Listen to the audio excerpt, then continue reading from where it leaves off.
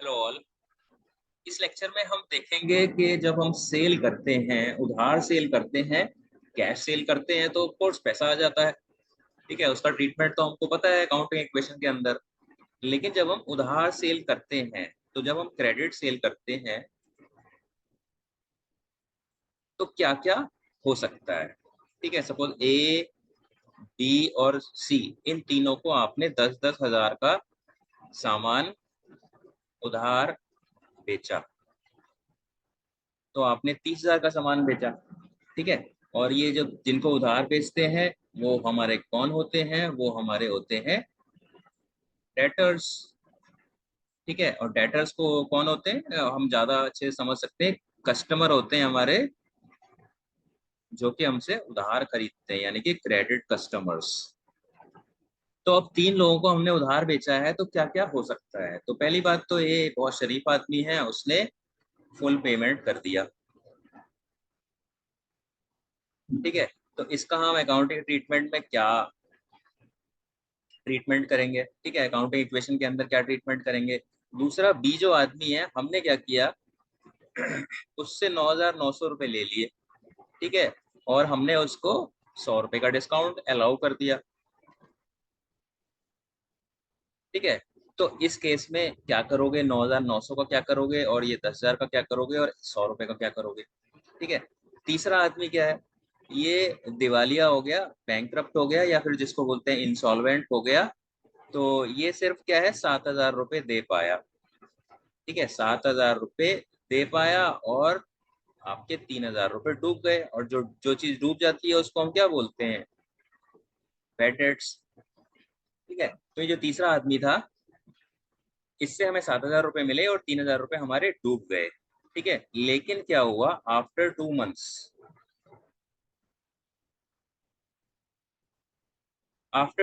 इससे जो हमारे 3,000 रुपये डूब गए, उसमें से इसने 1,000 रुपये हमको दे दिए।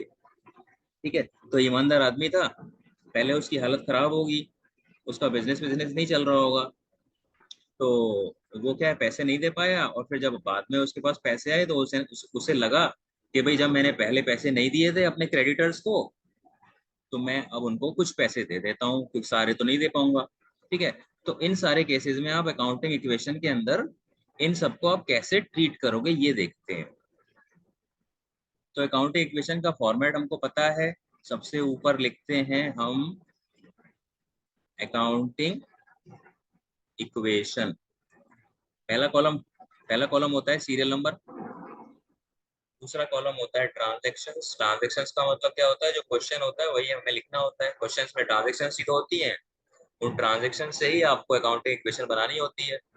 फिर हम लिखते हैं अकाउंटिंग इक्वेशन। तो अकाउंटिंग इक्वेशन क्या होती है हमारी, assets is equal to liabilities plus capital.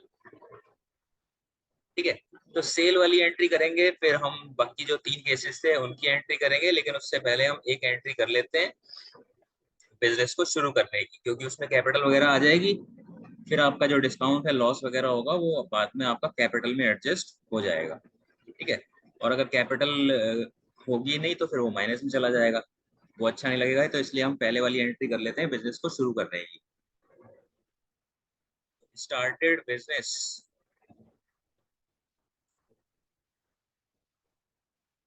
With 50,000 rupees. ठीक है, तो बिजनेस शुरू किया है, तो ऑफ कोर्स एसेट में जो कैश होता है वो ऐड हो जाता है 50,000 रुपये। ठीक है, और जो मालिक ने बिजनेस में लगाया है उसको हम क्या बोलते हैं, उसको हम बोलते हैं कैपिटल। ठीक है, तो इसका ये हो जाएगा। अब दूसरा क्या है, हम परचेज का भी कर लेते हैं, क्योंकि सेल तो तभी करोगे ना, सेल में स्टॉक माइनस होगा, तो स्टॉक होना भी तो चाहिए, तभी तो माइनस होगा। तो परचेज की एंट्री भी कर लेते हैं। तो परचेज्ड गुड्स फॉर 30,000। तो 30,000 के आपने गुड्स खरीदे हैं, तो आपको ऑफकोर्स कैश चला गया आपके यहाँ से 30,000 रुपये, और क्या आ गया, गुड्स आ गए। गुड्स का मतलब स्टॉक। तो इस स्टॉक में आप प्लस 30,000 कर दोगे। ठीक है, तो परचेज की एंट्री ये हो जाएगी। अब इसके बाद हम बनाएंगे new equation.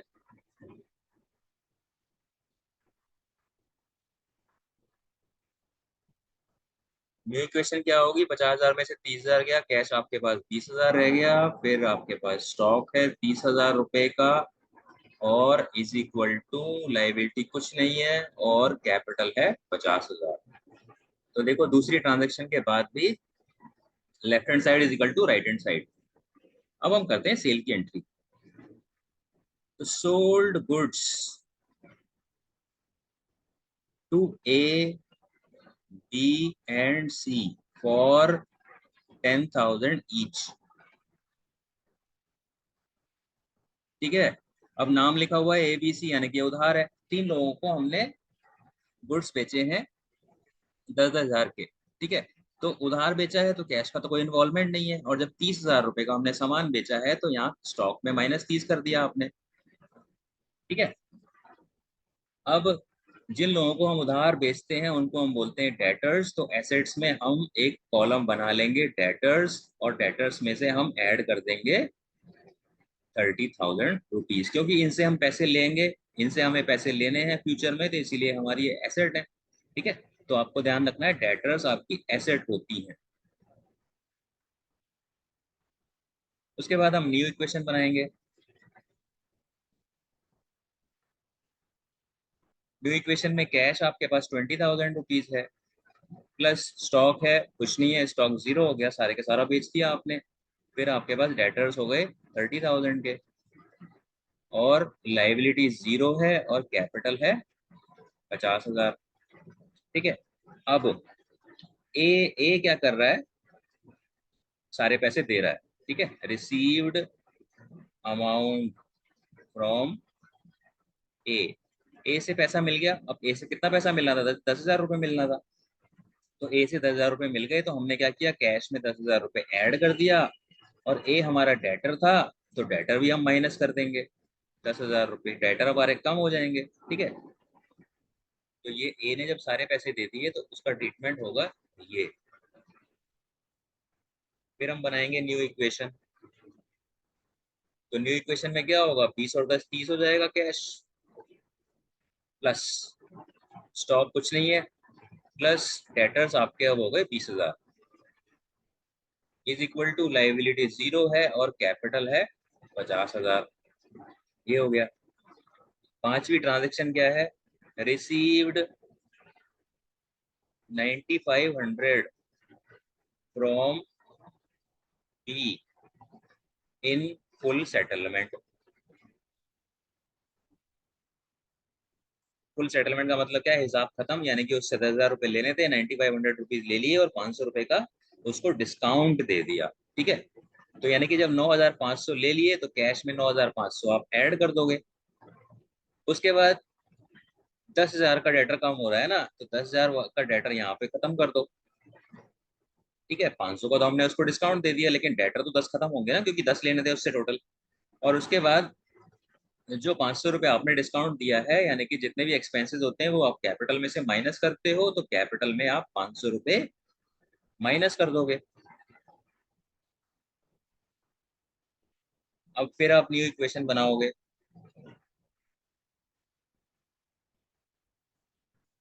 30 plus 9,500, 39,500, plus stock zero है, प्लस डेटर्स अब बचे हैं 10,000 रुपये। ठीक है, is equal to zero, plus capital अब हो गई 49,500।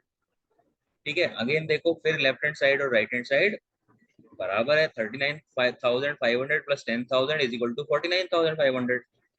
अब अब देखते हैं, रिसीव्ड ओनली 7,000 फ्रॉम सी। ठीक है, ड्यू टू हिज इंसॉल्वेंसी। तो सी जो है दिवालिया हो गया है, उसका बिजनेस चौपट हो गया है, बिजनेस बंद हो गया है, जो भी कर रहा था वो। तो अब सी से हमें 7,000 रुपये मिले हैं, और 3,000 रुपये हमारे डूब गए। ठीक है, तो 7,000 रुपये मिले हैं, तो कैश में आप ऐड करोगे 7,000 रुपये। अगेन सी से 10 लेने थे, तो 10 ही खत्म करने हैं यहाँ पे, तो 10,000 रुपये बैटर्स में से माइनस कर दिए, और जो 3,000 रुपये आपका लॉस हो गया बैटर्स की वजह से, उसको आप क्या करोगे, कैपिटल में से 3,000 रुपए आप माइनस करोगे। अगेन आप न्यू इक्वेशन बनाओगे।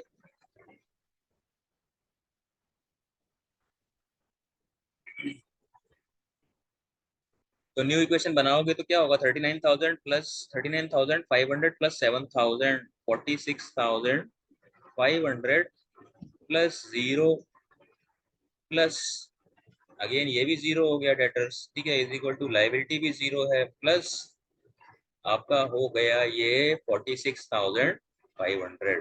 तो अगेन देखो left hand side is equal to right hand side. उसके बाद कुछ टाइम बाद सी के पास पैसे आ गए कुछ और उसने हमको पैसे दे दिए, तो उसको हम क्या बोलते हैं, बैड डेट्स रिकवर्ड। और बैड डेट्स रिकवर्ड की देखो आपको अकाउंटिंग इक्वेशन में तो ट्रांजेक्शन वो ट्रीटमेंट मिलेगा नहीं, जर्नल में मिलेगा। लेकिन आपका अगर एग्जाम आएगा अकाउंटिंग इक्वेशन का तो उसमें भी ये आ सकता है, और अगर ये आ गया तो आप कंफ्यूज हो जाओगे। ठीक है, तो ये आपको ध्यान रखना है इसका ट्रीटमेंट क्या होता है। बैड डेट्स रिकवर्ड है 1,000 रुपीज, तो 1,000 बैड डेट्स रिकवर्ड है तो 1,000 मिला है, तो जब कैश में ऐड कर दिया हमने, और जब ये बैड डेट्स रिकवर्ड क्या है, ये इनकम है, इनकम का मतलब क्या है, कैपिटल में ऐड करना है। इसके बाद फिर हम अब न्यू इक्वेशन नहीं बनाएंगे, हम फाइनल इक्वेशन बनाएंगे, क्योंकि यही सारी चीजें तो हमें देखनी थी। तो 46,000 प्लस 1,000 कितना होता है, 47,500, 500 भी आएगा यहाँ पे, ठीक है, is equal to zero plus 47,500। अब ये देखो 47,500 इज इक्वल टू 47,500, तो left hand side is equal to right hand side. तो ये देखो ये अलग अलग केसेस थे जब आप उधार सामान बेचते हो। तो एक बार अगर आप और देखो इसको, तो जब सामान बेचा था आपने क्या किया था, स्टॉक माइनस कर दिया था, और उधार बेचा था तो आपने क्या किया, एक नया डेटर्स का कॉलम बना लिया, उसमें ऐड कर दिया। ठीक है, फिर एक आदमी ने आपको पूरे पैसे दे दिए 10,000 रुपए, तो कैश में प्लस हो गया और डेटर्स कम हो गए ऑफकोर्स। जब जब उसको उधार बेचा था तो हमने डेटर में ऐड कर दिया था, अब वो हमें पैसे दे रहा है तो हम डेटर घटा देंगे। ठीक है, तो डेटर्स से जब हमें पैसा मिलता है तो हम डेटर्स को माइनस कर देते हैं। उसके बाद दूसरे आदमी को हमने क्या है, 500 रुपए का डिस्काउंट दे दिया था, तो 9,500 रुपए मिले थे, और लेकिन था तो वो 10,000 का, तो डेटर में से 10,000 माइनस होगा, और 500 रुपए आपने डिस्काउंट दिया है, आपके लिए एक्सपेंस है, और एक्सपेंसेस हम कैपिटल से घटाते हैं। उसके बाद तीसरा आदमी क्या है, वो दिवालिया हो गया, इंसॉल्वेंट हो गया, उससे सिर्फ 7,000 रुपए मिले, 3,000 रुपए डूब गए। तो जितने मिले वो कैश में ऐड कर दिए, लेकिन 3,000 डूब गए तो, लेकिन डेटर्स में से तो 10 ही घटाने हैं हमारे को। ठीक है, और जो 3,000 रुपए डूबे हमारा लॉस है, लॉस कैपिटल में से हम माइनस करेंगे।